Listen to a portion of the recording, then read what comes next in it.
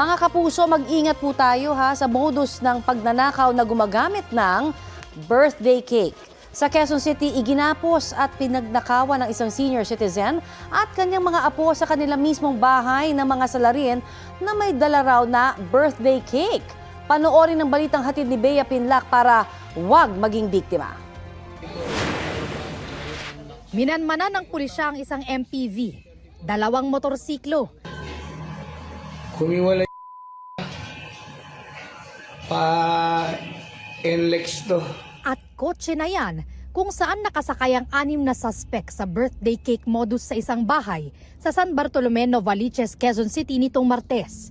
Ang modus po ng mga suspect po natin ay kakatok sila doon sa gate and may ibibigay daw na birthday cake si Mayor doon sa isang senior citizen. Matapos makuha ang loob ng 69 anyos na lola, pinapasok ang mga suspect sa bahay kung saan kasama ng senior citizen ang dalawa niyang apo.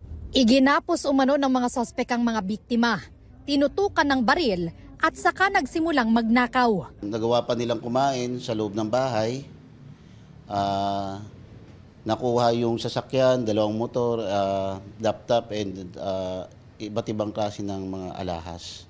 Hindi bababa sa 1 milyong piso ang halaga ng mga tinangay na gamit. Nalaman natin na nirent lang yung sasakyan na getaway sa mga ka-rental. So na-trace natin kung saan yun. Nalaman din natin na pagkarating, nagpalit kaagad ng sasakyan. Pagkatapos ng krimen na ginawa nila, sinabi nila na kumonte ang sumama doon sa swimming. So, kailangan namin magpalit na mas maliit na sasakyan. Natunto ng pulisya kung saan nagrenta ng getaway vehicle ang mga suspect. Naaresto sa Barangay Commonwealth kinabukasan ang 37 anyos na suspect na nanutok umano ng baril sa mga biktima.